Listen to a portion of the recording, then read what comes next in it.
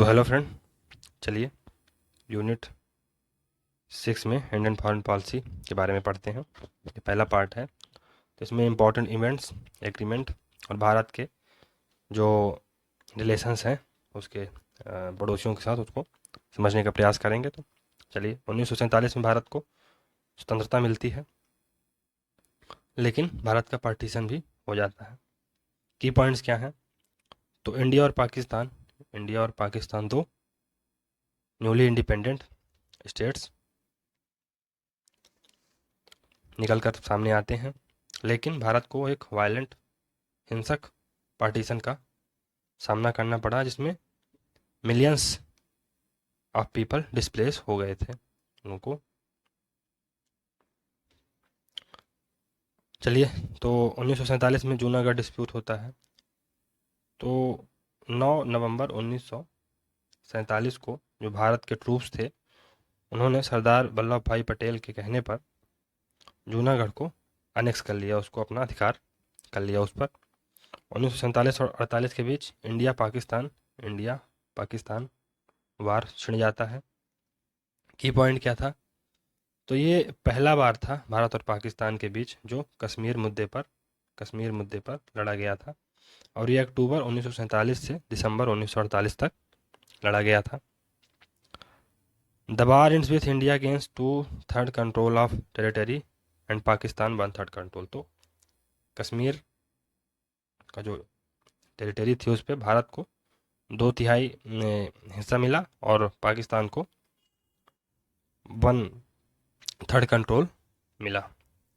1948 से 1951 के बीच United nation ने कश्मीर पर क्या क्या किया उस पर देखते हैं। तो की पॉइंट क्या था? तो यूएनएससी का, यूनाइटेड नेशन सिक्योरिटी काउंसिल का जो रिजोल्यूशन 47 था, उसके माध्यम से एक 5 मेंबर की कमीशन बनाया गया, जिसे यूएन कमीशन कहा गया, जो सीज फायर एग्रीमेंट से डील करने वाला था सब कॉन्टिनेंट में। 1950 में लियाकत नेहरू पैक्ट होता है, और इस पैक्ट के माध्यम से जो माइनॉरिटीज़ के राइट थे दोनों देशों में, भारत और पाकिस्तान में, उनको प्रोटेक्ट किया गया। 1958 में नेहरू नून पैक्ट होता है। तो इसके माध्यम से जो बेरूबारी यूनियन था नंबर 12, उसका हाफ पोर्शन जो है तो पाकिस्तान को दे दिया गया, और अदर हाफ भारत के द्वारा रिटर्न रखा गया। लेकिन सुप्रीम कोर्ट ने अपने एक लैंडमार्क जजमेंट में बेरूबारी यूनियन केस में भारत के जो कॉन्स्टिट्यूशन है उसके आर्टिकल 3 को साइड किया, और ये कहा कि जो पार्लियामेंट है वो भारत की टेरिटरी को किसी अन्य देश को देने में सक्षम ही नहीं, बिना अमेंडमेंट के कॉन्स्टिट्यूशन किए। तो ये 1960 में इंडस वाटर ट्रीटी होती है। इसके क्या क्या पॉइंट थे? तो ये जो ट्रीटी हुई थी, ये प्राइम मिनिस्टर नेहरू और जो पाकिस्तान के प्रेसिडेंट थे अयूब खान के बीच में होती है। इस ट्रीटी के माध्यम से भारत को जो 3 ईस्टर्न रिवर हैं उनका कंट्रोल मिला था। 3 ईस्टर्न रिवर कौन कौन सी थी? रावी, ब्यास और सतलज का कंट्रोल मिला था। और पाकिस्तान को 3 वेस्टर्न रिवर्स का कंट्रोल मिल गया था, इंडस, चेनाब और झेलम। फिर 1965 आता है, भारत पाकिस्तान के बीच युद्ध शुरू हो जाता है। तो ये सेकंड इंडो पाक वार था, जो कि अगस्त 1965 में स्टार्ट होता है। पाकिस्तान ने 2 मिलिट्री ऑपरेशन लॉन्च किए थे। पहला था ऑपरेशन जिब्राल्टर और दूसरा था ऑपरेशन ग्रैंड स्लैम। लेकिन दोनों पाकिस्तानी ऑपरेशन अपना ऑब्जेक्टिव अचीव करने में फेल हो गए थे। इसके बाद इंडिया ने एक काउंटर ऑफेंसिव लॉन्च किया लाहौर पर, पंजाब से होते हुए। इसी समय प्राइम मिनिस्टर शास्त्री जी ने एक फेमस स्लोगन दिया था, जय जवान जय किसान और जय जवान जय किसान। तो ये नारा दिया था, ये इलाहाबाद से दिया हुआ था। सोवियत यूनियन ने मीडिएटर का काम किया था। इस कॉन्फ्लिक्ट को एंड करने के लिए। तो 1966 में ताशकंद एग्रीमेंट होता है। तो जो सोवियत के प्रीमियर थे कोसिगिन, उन्होंने भारत और पाकिस्तान के लीडर को ताशकंद में इनवाइट किया। इसके माध्यम से जो सीज फायर लाइन में उसके कन्फ्लिक्ट को रिजॉल्व किया जा सके, ख़त्म किया जा सके। जो ताशकंद एग्रीमेंट है वो 10 जनवरी 1966 को साइन हुआ था। और प्राइम मिनिस्टर जो शास्त्री थे वो ताशकंद में ही उनकी मृत्यु हो गई थी समझौते के कुछ समय बाद। फिर इंडिया पाकिस्तान वार होता है 1971 में, जिसे बांग्लादेश लिबरेशन वार के नाम से भी जाना जाता है। ये थर्ड इंडो पाक वार था जो कि 1971 में शुरू होता है, और ये पहला वार था जो सीधे सीधे कश्मीर के मुद्दे पर नहीं लड़ा गया था। क्या हुआ था कि जो उर्दू स्पीकिंग पॉपुलेशन है और बंगाली स्पीकिंग पॉपुलेशन थी ईस्ट पाकिस्तान में उनके बीच टेंशन उत्पन्न हो गया। और इस टेंशन के कारण जो पाकिस्तान की जो काइंड ऑफ बेस्ट पाकिस्तान की जो गवर्नमेंट थी, उसने जो बंगाली माइनॉरिटी थी उसको बुरी तरह से मारना स्टार्ट कर दिया ऑपरेशन सर्चलाइट के तहत। इंडिया आवामी लीग के लीडर मुजीबुर रहमान को सपोर्ट कर रही थी। इंडिया ने बढ़ चढ़कर बांग्लादेश के जो काज है लिबरेशन का उसको सपोर्ट किया, और उसने भारत ने जो उनकी आवामी लीग के द्वारा जो बांग्लादेश लिबरेशन के लिए सेना बनाई गई थी मुक्ति बाहिनी, उसको भी सपोर्ट किया। इस वार में भारत बहुत ही डिसाइसिवली तरीके से जीता, और जो वार है वो शिमला एग्रीमेंट के माध्यम से समाप्त हुआ। 1972 में शिमला एग्रीमेंट होता है। की पॉइंट क्या थे? तो ये जो एग्रीमेंट था वो 2 जून 1972 को साइन हुआ था। और ये जो है तो पाकिस्तान के जो प्राइम मिनिस्टर थे जुल्फ़िकार अली भुट्टो और भारत की जो प्राइम मिनिस्टर थी इंदिरा गांधी जी के बीच हुआ था। इसके टर्म्स क्या थे? तो इसमें पहला जो इसका प्रोविज़न था कि जो यूनाइटेड नेशन का चार्टर होगा, यूनाइटेड नेशन का जो चार्टर है वो भारत और पाकिस्तान के बीच रिलेशन को गवर्न करेगा। जो सीज फायर लाइन है जो दिसंबर 1971 के पहले थी, उसे लाइन ऑफ एक्चुअल कंट्रोल के रूप में स्थापित कर दिया गया। और अगर कोई भी डिस्प्यूट होगा भारत और पाकिस्तान के बीच, उसको पीसफुल तरीके से और बायलैटरल नेगोशिएशन के माध्यम से हैंडल किया जाएगा। 1986 में ऑपरेशन ब्रेस टैक्स आता है। तो इसके माध्यम से जो देन प्राइम मिनिस्टर थे राजीव गांधी, उनके टाइम पीरियड में इंडियन आर्मी ने एक मिलिट्री ऑपरेशन चलाया जो नवंबर 1986 से जनवरी 1987 के बीच में हुआ। और ये लार्ज स्केल मिलिट्री ऑपरेशन था जिसे राजस्थान में कंडक्ट किया गया था, और इसमें इंडियन आर्मी के लगभग 50,000 ट्रूप्स इन्वॉल्व थे ग्राउंड पर मिलिट्री एक्सरसाइज के लिए। और ये काइंड ऑफ एक वार लाइक सिमुलेशन था, वार जैसी सिचुएशन क्रिएट करना था, है ना, मतलब सिचुएशन ऐसी कि जैसे वार हो रहा हो और उस पर प्रैक्टिस करेंगे कैसे हैंडल किया जाएगा। इसके माध्यम से भारत जो पाकिस्तान की न्यूक्लियर स्ट्रेटजी की स्ट्रेंथ है और टैक्टिक्स है उसको काइंड ऑफ देखना चाहता था, उसको टेस्ट करना चाहता था। 1988 में भारत और पाकिस्तान के बीच न्यूक्लियर नॉन एग्रेशन पैक्ट होता है।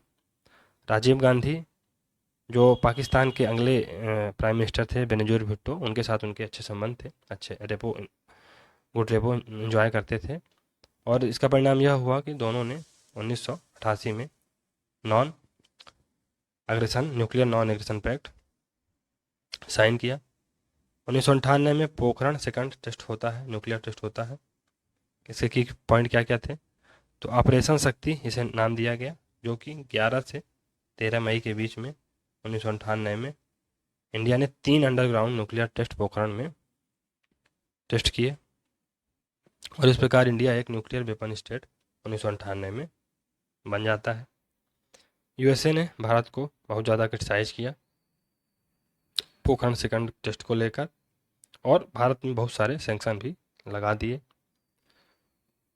जब पाकिस्तान ने देखा कि भारत ने अपनी न्यूक्लियर सिक्योरिटी को इंश्योर कर लिया है साउथ एशिया में, तो पाकिस्तान इसको रजिस्ट नहीं कर सका, उसको पचा नहीं पाया और उसने भी 2 न्यूक्लियर टेस्ट जो अभी तक के मतलब मात्र 2 टेस्ट हैं कंडक्ट किया, जिनका कोड नेम था चंगाई 1 एंड चंगाई 2, जो कि 28 मई से 30 मई के बीच में किए गए। 1998 में कंपोजिट डायलॉग प्रोसेस स्टार्ट होती है। तो ये kind of prime minister Vajpayee का इनिशिएटिव था, जिसके माध्यम से कंपोजिट डायलॉग प्रोसेस स्टार्ट होती है। इसमें 8 सब्जेक्ट थे जिस पर कंपोजिट डायलॉग प्रोसेस पाकिस्तान के साथ स्टार्ट होती है। तो पहला था कॉन्फिडेंस बिल्डिंग मेजर, तो आपस में विश्वास बिल्ड हो, इसके लिए कुछ मेजर्स लिए जाएंगे। दूसरा इशू था जम्मू कश्मीर। तीसरा सियाचिन था। तीसरा था तुलबुल नेविगेशन प्रोजेक्ट। चौथा था सर क्रीक डिस्प्यूट, ये ट्रेड एंड इकोनॉमिक कोऑपरेशन था। टेररिज्म एंड ड्रग ट्रैफिकिंग था और friendly exchange in different field. तो वेरियस अदर फील्ड में friendly exchange, for example art, literature, है ना, स्पोर्ट में फ्रेंडली एक्सचेंज होगा आपस में भारत और पाकिस्तान के बीच। 1999 में दिल्ली लाहौर बस डिप्लोमेसी स्टार्ट की जाती है। तो इसके माध्यम से Delhi to Lahore bus service को स्टार्ट किया जाता है फरवरी 1999 में, और इसे बस डिप्लोमेसी का नाम दिया जाता है। 1999 में लाहौर डिक्लेरेशन आता है और इसमें जो भारत के प्राइम मिनिस्टर वाजपेयी थे और पाकिस्तान के प्राइम मिनिस्टर नवाज शरीफ वो आपस में मिलते हैं, कहाँ, लाहौर में, और एक लाहौर डिक्लेरेशन फरवरी 1999 में साइन करते हैं। तो लाहौर डिक्लेरेशन के माध्यम से यह घोषित किया गया था कि जो दोनों कंट्रीज़ हैं अब न्यूक्लियर आर्म रेस को स्टॉप कर देंगी। 1999 में इंडिया पाकिस्तान के बीच में कारगिल वार होता है। तो ये भारत और पाकिस्तान के बीच लड़ा जाने वाला चौथा युद्ध था, जो कारगिल में मई से जुलाई 1999 के बीच में लड़ा गया था। इसमें भारत ने 3 मिलिट्री ऑपरेशन कैरी आउट किए थे। तो जो इंडियन आर्मी थी उसने ऑपरेशन विजय लॉन्च किया था। ऑपरेशन सागर सफ़ेद भारतीय एयरफोर्स द्वारा लॉन्च किया गया था और ऑपरेशन तलवार ये इंडियन नेवी द्वारा चलाया गया था। 2001 में आगरा समिट होती है। तो हालांकि भारत टेररिस्ट अटैक को फेस कर रहा था पाकिस्तान की तरफ से, लेकिन वाजपेयी जी ने जो कंपोजिट डायलॉग प्रोसेस उसको रिस्टार्ट करने का प्रयास किया। वाजपेयी और मुशर्रफ जो हिस्टोरिक सिटी ऑफ आगरा है वहाँ पर जुलाई 2001 में मिलते हैं,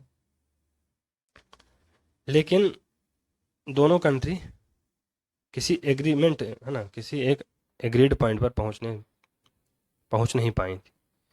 पाकिस्तान के लिए कश्मीर कोर इशू था और इंडिया के लिए जो सीमा पार आतंकवाद हो रहा था जिसको पाकिस्तान द्वारा सपोर्ट किया जा रहा था वो मुख्य मुद्दा था, और इस प्रकार दोनों में कोई एग्रीमेंट नहीं हो पाया। 2001 में भारत में की पार्लियामेंट में टेररिस्ट अटैक हो जाता है। तो एक डेडली टेररिस्ट अटैक होता है भारत की पार्लियामेंट में 13 दिसंबर 2001 को, और इस अटैक के रिटेलिएशन में भारत ने ऑपरेशन पराक्रम लॉन्च किया था। ये अब तक का बिगेस्ट मिलिट्री मोबिलाइजेशन था कारगिल के बाद का, और इस मतलब मिलिट्री मोबिलाइजेशन के तहत भारत ने पाकिस्तान से जो सभी कॉन्टैक्ट्स थे उनको बहुत ज़्यादा कम कर दिया था। 1903 में भारत की न्यूक्लियर डॉक्ट्रिन सामने आती है। भारत के जो न्यूक्लियर डॉक्ट्रिन प्रोग्राम है उसके फादर होमी जे बाबा रहे हैं। तो न्यूक्लियर डॉक्ट्रिन क्या होता है? तो ये एक डॉक्यूमेंट होता है जो यह बताता है कि एक न्यूक्लियर वेपन स्टेट अपने न्यूक्लियर वेपन का वार के समय या पीस के समय किस प्रकार से उपयोग करने वाला है। न्यूक्लियर डॉक्ट्रिन को सबसे पहले किसने पास किया था? तो कैबिनेट कमेटी ऑन सिक्योरिटी थी, उसने जनवरी 2003 में सबसे पहले न्यूक्लियर डॉक्ट्रिन को पास किया था।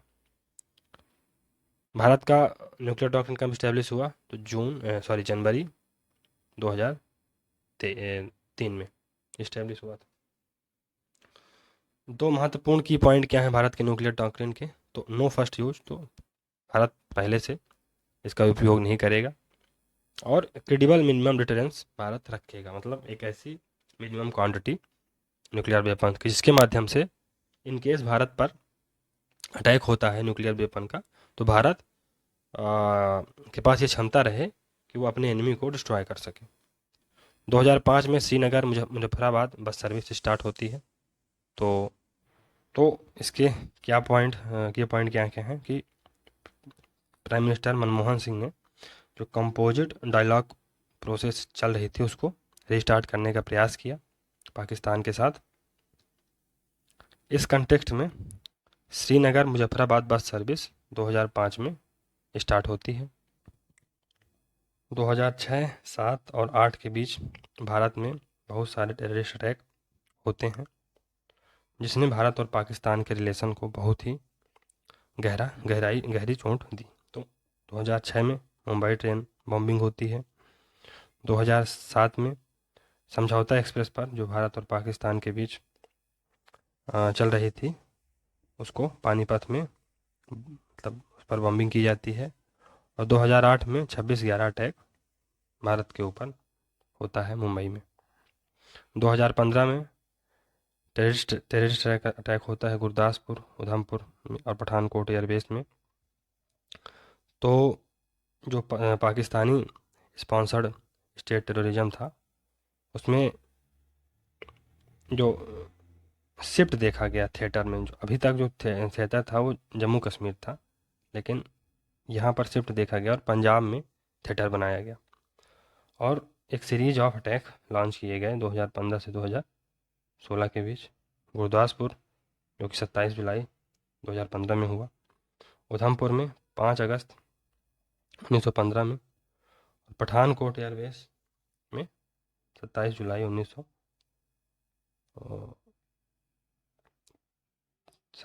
2015 को हुआ अटैक। 2016 में उरी में टेररिस्ट अटैक होता है।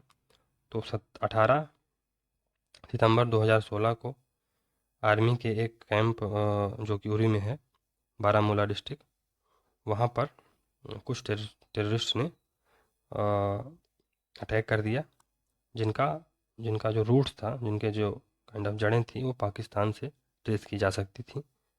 2016 में ही लगभग 19 सितंबर को 2016 को भारतीय सेना ने Uri surgical strike carry out की, जो एक लिमिटेड और कैलकुलेटेड काउंटर टेररिज्म ऑपरेशन था जो कि प्रिसाइज इनपुट पर बेस्ड था कि जो पाकिस्तान के उस साइड मिलिट्री ग्रुप्स ऑपरेट कर रहे हैं, उनका कंसंट्रेशन है। 2017 में कुलभूषण जाधव केस आता है। तो इसमें जो एक इंडियन नेशनल हैं कुलभूषण जाधव, उनका पाकिस्तान की सरकार ने इलीगल डिटेंशन कर रखा है और काउंसुलर एक्सेस को लगातार डिनाई किया जा रहा था पाकिस्तान के द्वारा, जो कि वियना कन्वेंशन के अंदर एक बहुत ही महत्वपूर्ण काइंड ऑफ ऑब्जेक्टिव है जिसके काउंसुलर एक्सेस वियना कन्वेंशन के द्वारा दिया जाता है, जिसे पाकिस्तान बार बार डिनाई कर रहा था। लेकिन finally Indian international court of justice में जाता है और 28 मई 2017 को जो कुलभूषण जाधव की जो डेथ सेंटेंस थी उस पर इंटरनेशनल कोर्ट ऑफ जस्टिस ने स्टे लगा दिया। 2019 में फिर से पुलवामा में टेररिस्ट अटैक होता है। तो ये 14 फरवरी 2019 को 40 सिक्योरिटी पर्सोनल्स फोर्सेस जो थी उनको एक cross border suicide terrorist attack में पुलवामा जो जम्मू कश्मीर में है मार दिया गया। ये पाकिस्तान बेस्ड और सपोर्टेड टेररिस्ट ऑर्गेनाइजेशन जैसे मोहम्मद का काम था। तो 2019 में बालाकोट एयर स्ट्राइक होती है। तो 26 फरवरी 2019 को इंडिया ने एक इंटेलिजेंस जो मिली थी भारत को, उसके माध्यम से एक anti terror pre attempt air strike की थी, मतलब पहले से ही एयर स्ट्राइक कर दी थी, जो जैसे मोहम्मद का ट्रेनिंग कैंप था बालाकोट में पाकिस्तान में, वहाँ पर, और इसे बालाकोट एयर स्ट्राइक के नाम से जाना जाता है। तो चलिए आगे बढ़ते हैं। 2019 में भारत ने पाकिस्तान से MFN status, most favoured nation का जो स्टेटस था उसे विड्रॉ कर लिया। तो ये पुलवामा टेररिस्ट अटैक को देखते हुए भारत ने जो मोस्ट फेवर्ड नेशन का स्टेटस है पाकिस्तान से, उसको कैंसिल कर दिया। 2019 में ही भारत ने आर्टिकल 370 को हटा दिया। तो 5 अगस्त 2019 को भारत ने जो भारतीय कॉन्स्टिट्यूशन में आर्टिकल 370 है उसको स्क्रैप कर दिया, जो पाकिस्तान को जो मतलब काइंड ऑफ जम्मू कश्मीर को एक स्पेशल स्टेटस देता था। और इस डिसीजन के बाद जो भारत पाकिस्तान के बायलैटरल रिश्ते हैं उनको बहुत गहरा आघात पहुंचा। 2019 में करतारपुर साहिब कॉरिडोर बनता है और इसे फॉर्मली प्राइम मिनिस्टर मोदी द्वारा 9 नवंबर 2019 को स्टार्ट किया गया। चलिए इंडिया बांग्लादेश के बारे में जानते हैं। तो 1971 में भारत ने बांग्लादेश को रिकॉग्नाइज किया था, और भारत ऐसा करने वाला पहला कंट्री था जिसने बांग्लादेश को एक इंडिपेंडेंट स्टेट के रूप में रिकॉग्नाइज किया, पहचान दी। और भारत ने बांग्लादेश के साथ इसके तुरंत बाद ही डिप्लोमेटिक रिलेशन दिसंबर 1971 में इस्टेब्लिश कर लिए। 1974 में भारत और बांग्लादेश के बीच लैंड बाउंड्री एग्रीमेंट होता है। तो बांग्लादेश और भारत एक लैंड बाउंड्री एग्रीमेंट साइन करते हैं 1974 में। 1996 में गंगा वाटर ट्रीटी होती है भारत और बांग्लादेश के बीच में, गंगा वाटर ट्रीटी 1996 में। तो इसको 1996 में साइन किया गया था। और एक ये 30 ईयर वाटर शेयरिंग अरेंजमेंट है फरक्का बैराज के माध्यम से। तो फरक्का बैराज में ये भारत का 30 ईयर का वाटर शेयरिंग अरेंजमेंट है। 2015 में लैंड बाउंड्री एग्रीमेंट होता है। तो इंडिया और बांग्लादेश ने लैंड बाउंड्री एग्रीमेंट किया, जो कि 1915 में इन्फोर्स किया जाता है। और इसके माध्यम से भारत ने 111 इनक्लेव्स हैं उनको बांग्लादेश को ट्रांसफ़र किया है, और बांग्लादेश ने 51 इनक्लेव्स भारत को ट्रांसफ़र किए हैं। और इसके लिए भारत ने 100वां कॉन्स्टिट्यूशनल अमेंडमेंट लाया 2015 में, जिसके माध्यम से जो ये काइंड ऑफ ट्रांसफ़र है उसको कॉन्स्टिट्यूशनल इफ़ेक्ट दिया गया। ये अफ़गानिस्तान के बारे में देख लेते हैं। तो 2011 में भारत और अफ़गानिस्तान के बीच स्ट्रेटजिक पार्टनरशिप एग्रीमेंट होता है।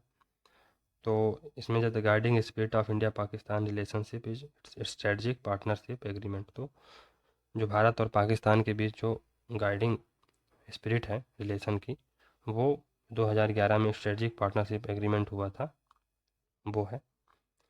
2016 में डेवलपमेंट पार्टनरशिप भारत बांग्लादेश के साथ अफ़गानिस्तान के साथ करता है। और इस प्रकार इंडिया ने जो अफ़गानिस्तान की पार्लियामेंट है उसके निर्माण को 2016 में, और सलमा डैम को जो कंस्ट्रक्शन था उसको कंप्लीट करता है। 2021 में तालिबान का अफ़गानिस्तान पर कब्जा हो जाता है। तो 15 अगस्त 2021 को तालिबान ने जो अशरफ गनी की सरकार थी उसको बाहर का रास्ता दिखाया और अफ़गानिस्तान में पावर को अपने हाथ में ले लिया। जो न्यू लीडर हैं अफ़गानिस्तान के, उनका क्या नाम है, मुल्ला अब्दुल घानी बरादर। और जो न्यू बंगाल गवर्नमेंट है उसने जो अफ़गानिस्तान है उसका ऑफिशियल नेम चेंज कर दिया है, उसका ऑफिशियल फ्लैग चेंज कर दिया है, और उसका जो नाम अब अफ़गानिस्तान का ऑफिशियल नाम क्या हो गया है, इस्लामिक अमीरात ऑफ अफ़गानिस्तान, जो कि प्रीवियसली तालिबान रूल्ड अफ़गानिस्तान, और मतलब पहले तालिबान ने अफ़गानिस्तान में 1996 से 2000 के बीच में रूल किया था। 2021 में भारत ने ऑपरेशन देवी शक्ति लॉन्च किया। तो इसके माध्यम से जो ऑपरेशन है इंडियन आर्मी ने लॉन्च किया था।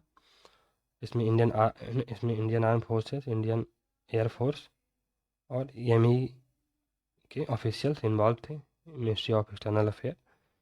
इसके माध्यम से हंड्रेड्स ऑफ इंडियंस जो अफ़गानिस्तान में छूट गए थे उनको रेस्क्यू किया गया, जब काबुल में अशरफ गनी की सरकार को अफ़गानिस्तान के द्वारा गिरा दिया गया और तालिबान सत्ता में काबिज हो गए। चलिए इंडिया नेपाल के बारे में बस देख लेते हैं। तो 1950 में treaty of peace and friendship Bharat और नेपाल के बीच में साइन होती है, और ये जो भारत और नेपाल के बीच जो स्पेशल रिलेशन है उसकी नींव का काम करती है। 1996 में भारत और नेपाल के बीच महाकाली ट्रीटी होती है। तो ये जो रिवर है महाकाली रिवर, ये बाउंड्री का काम करती है दो कंट्रीज़ के बीच में, तो नेपाल और भारत के बीच में ये महाकाली रिवर बाउंड्री का काम करती है। 1997 में बिम्स्टेक और बीबीएन, इसको क्या देखते हैं इसमें क्या है, तो बिम्स्टेक इसका पूरा नाम क्या है, bay of Bengal initiative for multi sectoral technical and economic cooperation. इसकी स्थापना 1997 में होती है। नेपाल और भूटान ने बिम्स्टेक को 2004 में ज्वाइन किया था। Bangladesh, Bhutan, India, Nepal BBIN initiative 2015 में लॉन्च होता है। इंडिया और जो नेपाल हैं वो मल्टीलेटरल फोरम है उन पर एक साथ है। फॉर एग्जांपल BBIN इनिशिएटिव है, बिम्स्टेक है और सार्क है। तो ये दोनों देश हैं, मतलब दोनों मल्टीलेटरल इंस्टीट्यूशन। तो ऑपरेशन मैत्री 2015 में भारत लॉन्च करता है। तो 2015 में नेपाल में अर्थक्वेक आया था। तो इस संदर्भ में भारत पहला ऐसा देश था जिसने क्विकली रिस्पॉन्ड किया क्राइसिस को टैकल करने के लिए, और इसके माध्यम से भारत ने एक large scale disaster relief operation launch किया नेपाल में।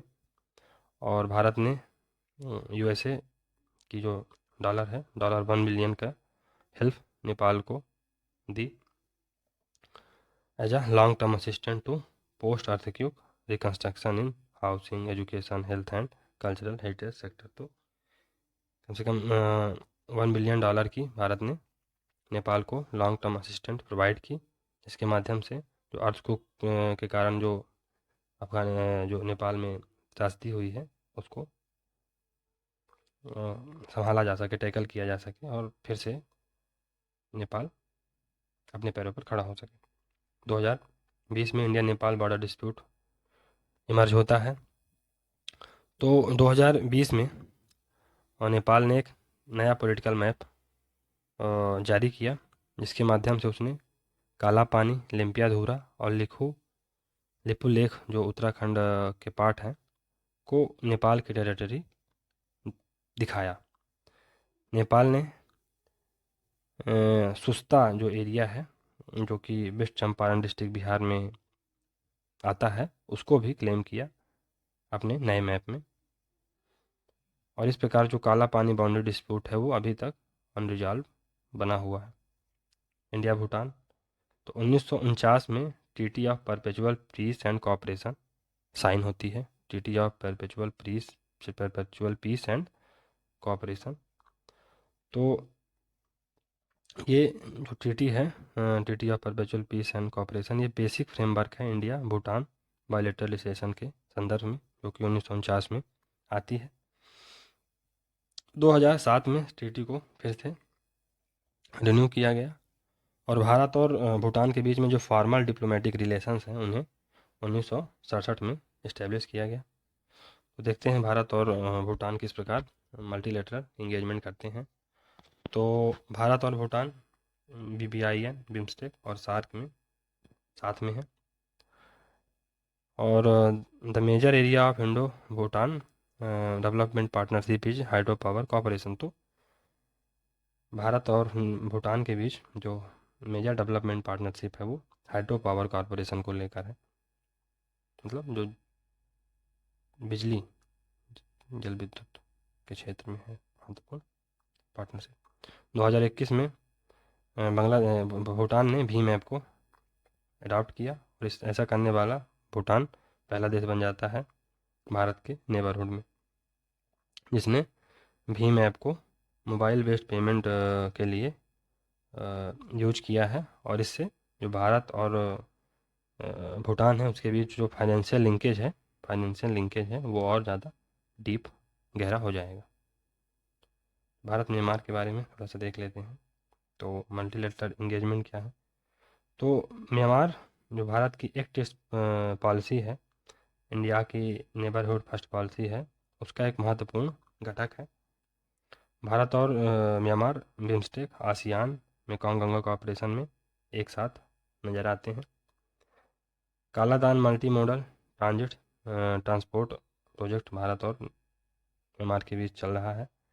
तो India Kaladan multi modal transport link develop कर रहा है, जिसका उद्देश्य है जो कोलकाता को सितवे म्यांमार से जोड़ता है।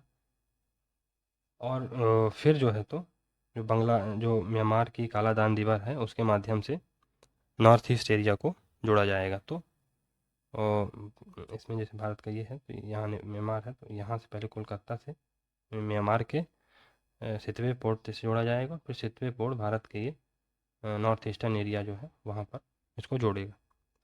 India Myanmar Thailand trilateral highway, तो ये अंडर कंस्ट्रक्शन है और ये भारत की लोकेस्ट पॉलिसी का नतीजा है, जो Moreh in India to Mae Sot in Thailand via Myanmar connect करेगा। तो मोरे इन इंडिया और मैसॉट इन थाईलैंड, तो ये आपस में कनेक्ट किए जाएंगे, बीच में म्यांमार है।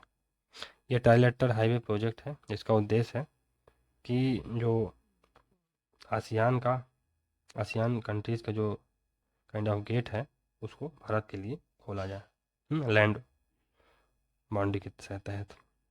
इंडिया श्रीलंका, तो 1956 से 70 के बीच में ये तमिल माइनॉरिटीज़ के खिलाफ डिस्क्रिमिनेशन होता है। की पॉइंट क्या है, तो श्रीलंका गवर्नमेंट ने बहुत सारे ऐसे लॉज को पास किया। For example Sinhala only official language act, जो कि 1956 में आता है, जिसमें जो तमिल माइनॉरिटी थी श्रीलंका की उसके साथ डिस्क्रिमिनेशन, उसके साथ भेदभाव किया गया।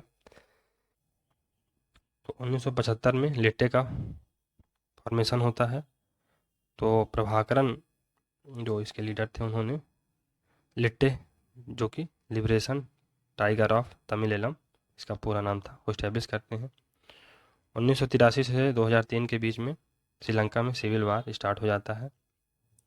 तो इस पीरियड में जो श्रीलंका में सिविल वार है वो औपचारिक रूप से स्टार्ट होता है। जो सिन्हली मेजॉरिटी गवर्नमेंट है और जो मिलिटेंट ग्रुप था लिट्टे के द्वारा लीड किया जा रहा था उसके बीच में इंडो श्रीलंका पीस अकॉर्ड होता है। तो जो प्राइम मिनिस्टर राजीव गांधी थे भारत के, और श्रीलंका के प्राइम मिनिस्टर JR जयवर्धने ने इंडो पैसिफिक पीस अकॉर्ड 1987 में साइन किया था, जिसके माध्यम से जो कन्फ्लिक्ट था उसको समाप्त करने का प्रयास किया गया था। भारत की फोर्सेज इसी दौरान श्रीलंका में, भारत की जो पीस कीपिंग फोर्सेज थी श्रीलंका में भेजी जाती हैं। तो ये ऐसा पहला टाइम था जब भारत ने इंटरवेंशनिस्ट अप्रोच अपनाई थी कि भारत इंटरफियर कर रहा है, इंटरवीन कर रहा है किसी दूसरे स्टेट की, किसी दूसरे कंट्री की अफेयर में। और इसको राजीव गांधी ने अप्रूव किया था इंडियन पीस कीपिंग फोर्सेस को, ताकि वो श्रीलंका में जो लिट्टे द्वारा ऑपरेशन चलाए जा रहे थे उसको काइंड ऑफ टैकल किया जा सके और जो दोनों ग्रुपों के बीच में जो हॉस्टिलिटी है वो क्रिएट हो गई उसको समाप्त किया जा सके। ऑपरेशन पवन, तो ये इंडियन मिलिट्री द्वारा एक ऑपरेशन चलाया गया था ना, जो इंडियन पीस कीपिंग फोर्स थी, जिसके माध्यम से जाफना पेनिनसुला पर कंट्रोल इस्टाब्लिश करने का लक्ष्य रखा गया था, जो कि लिट्टे फोर्स को अभी तक कंट्रोल करती जा रही थी। 1990 में भारत ने इंडियन पीस कीपिंग फोर्स को वापस बुला लिया। तो जो इंडियन पीस कीपिंग फोर्सेस थी वो ब्रूटल भीषण कॉन्फ्लिक्ट फेस कर रही थी और कोई रिजल्ट नहीं निकल रहा था। तो इसके माध्यम से जो वीपी सिंह प्राइम मिनिस्टर थे, उन्होंने जो इंडियन पीस कीपिंग फोर्सेस हैं उनको श्रीलंका से वापस बुला लिया। 1991 में राजीव गांधी जी का असैसिनेशन हो जाता है। तो लिट्टे की एक मेंबर थी कलाईवानी राजा रत्नम, उन्होंने सुसाइड बॉम्बिंग की थी, जिसके माध्यम से प्राइम मिनिस्टर राजीव गांधी को हत्या कर दी गई थी।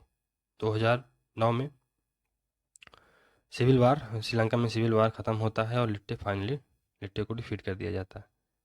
तो जो श्रीलंकन गवर्नमेंट है, उन्होंने जो लिट्टे द्वारा जो क्षेत्र को कब्जाया गया था उसको वापस प्राप्त कर लेती है और इस प्रकार से जो श्रीलंकन सिविल वार है उसकी समाप्ति हो जाती है।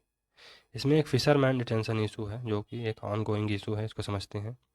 तो चूंकि भारत और श्रीलंका के बीच जो टेरिटोरियल वाटर है उनके बीच बहुत ज़्यादा ओवरलैपिंग है ना, बहुत ज़्यादा निकटता है पाक स्टेट के मध्य, जो इसे गल्फ ऑफ है ना, गल्फ ऑफ पाक स्टेट और गल्फ ऑफ मन्नार के बीच में।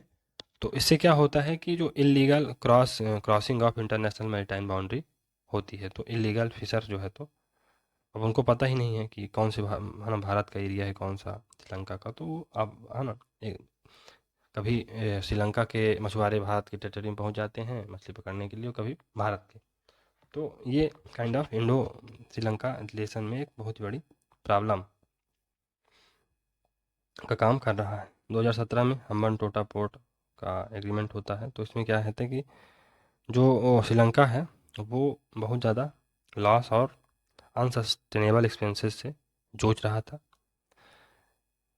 इसका परिणाम यह हुआ कि 2017 में श्रीलंका ने चाइना को जो हम्बनटोटा पोर्ट है उसे 99 वर्ष के लिए लीज पर दे दिया, और ये चाइना की जो डेट ट्रैप की डिप्लोमेसी है उसको शो करता है। 2022 में श्रीलंका में इकोनॉमिक क्राइसिस आती है। तो चूंकि श्रीलंका में एक्सटर्नल डेट बहुत ही बड़ी मात्रा में बढ़ गए थे, इन्फ्लेशन बढ़ रहा था और फूड प्राइसेस बढ़ रही थी, और कोरोना के वायरस के चक्कर में जो जो टूरिस्ट सेक्टर है वो कोलैप्स कर जाता है। टी इंडस्ट्री भी बहुत ज़्यादा अफेक्टेड होती है, जो कि है ना श्रीलंका द्वारा लाए गए एग्रीकल्चर रिफॉर्म का परिणाम थी। इन सभी घटनाओं का परिणाम यह हुआ कि श्रीलंका अपने कोलैप्स के स्थिति में पहुंच गया।